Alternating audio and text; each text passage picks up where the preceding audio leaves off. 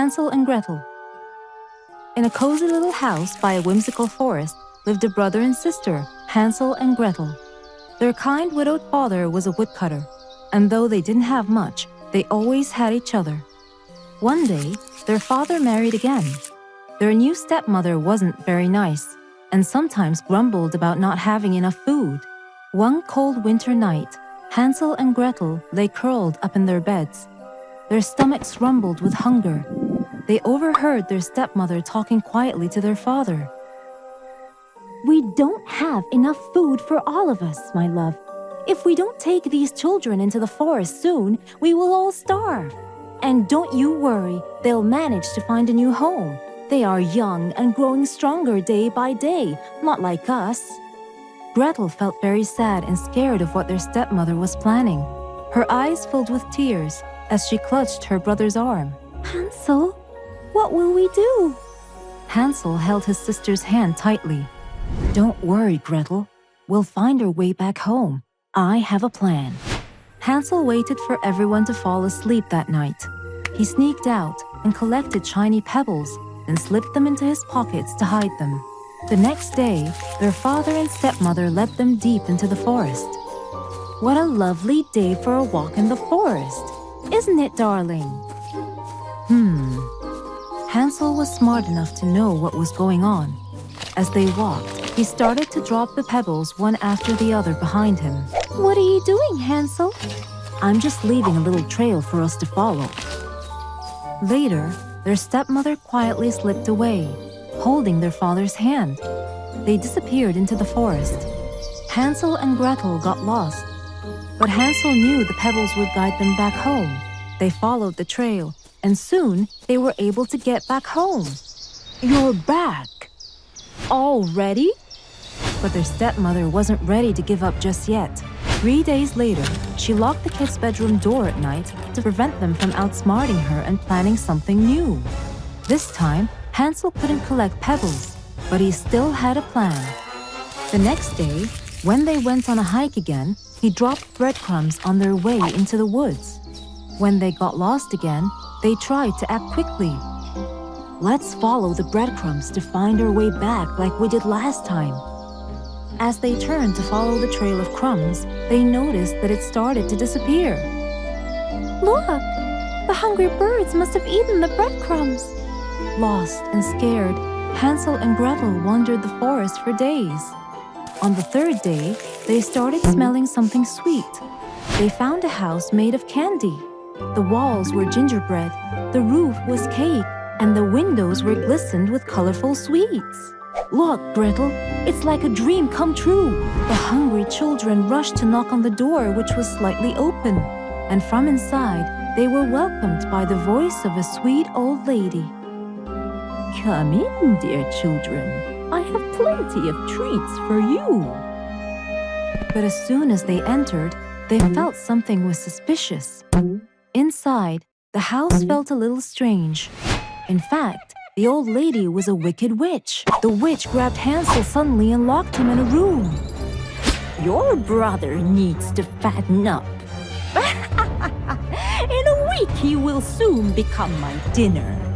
Gretel was forced to clean the house, but kept secretly thinking of a way to outsmart the witch. "Don't worry, Hansel. When she takes you out thinking you're ready for her terrible plan, I'll make my move." Gretel made sure to reassure Hansel from behind the door, though deep down, nothing was clear to her yet. The next day, the witch walked into the room where she kept Hansel. "I'm hungry and I'm tired of waiting. Time to cook my special boy meal. Gretel, go prepare the oven for me." Gretel walked into the kitchen and tried to buy herself some time, desperately thinking of a way to escape. "Help! I can't open the oven door. It must be stuck." Just as the witch came closer, an idea suddenly flashed in Gretel's mind. With a burst of courage, she shoved the wicked old woman into the big oven and slammed the door shut. "Hansel, it worked!" Gretel freed Hansel, and they quickly grabbed as much treasure as they could from the witch's drawer of gold and jewels and ran back into the forest, trying to find their way home. Soon, They started to recognize some familiar surroundings and reached their house. My children, I thought I lost you forever this time. Their father hugged them tightly, tears in his eyes. After you disappeared, I realized how wrong I was to listen to your stepmother. I chased her away, but the house felt colder without you. I couldn't sleep. I couldn't eat. I kept hoping you would find your way back to me. Hansel and Gretel looked at their father, who now seemed smaller and sadder than they remembered. Please forgive me. I let fear and weakness guide me, but I promise I will never let you down again. The children hugged him back, their hearts full of love. They knew that holding a grudge wouldn't help, and they didn't blame him anyway. We forgive you, Father. We're just so happy to be home. Hansel smiled and opened his satchel. And look, we brought treasure. Hansel showed his father the gold and jewels they found. Children, taking what isn't yours brings no joy, only guilt. We don't need that. We just need each other. The kids nodded, proud. Then we will give the treasure to a poorer family, and we will work hard together again. Their family finally found peace and happiness, and they always looked out for each other in their cozy little house by the woods.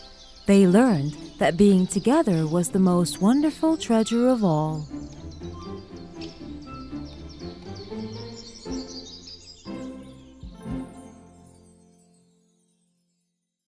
The Wolf and the Seven Little Goats. Once upon a time, in a distant, peaceful land, a mother goat and her 7 adorable children lived happily in a cozy cottage near the forest, where laughter and love filled the air. One day, the mother goat needed to fetch vegetables from town. Before leaving, she warned her kids about the big bad wolf lurking nearby. Dear children, I must go to town. Remember, never open the door to strangers, and beware of the big bad wolf. He won't spare you if he comes. The 7 little kids responded harmonically. Yes, Mother. With a warm hug, the mother goat departed.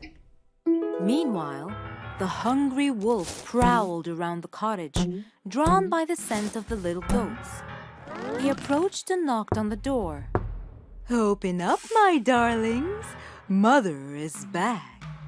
He growled in a rough voice, but the 7 little goats refused to open the door, recognizing the wolf's deceit. You are not our mother. Your voice is harsh, while hers is soft and sweet. Disheartened, the wolf searched for a solution. He spotted a house with helium balloons nearby, and an idea struck him. Inhaling helium, he returned to the cottage and knocked again. Open the door, my sweet ones. Mother has returned. This time, the youngest goat checked under the door and remained unconvinced. You're still not our mommy. Your feet are dark, while hers are white. Determined to deceive, the wolf covered his dark paws with white flour from a nearby bakery. With his feet now white, he returned to the cottage and tried once more. Open up, my darlings. Mummy is finally home, and she has gifts for each one of you. The wolf mimicked the mother goat's soft voice. The wary kids requested proof. Show us your feet. Seeing the white feet, they believed the wolf was their mother and opened the door eagerly.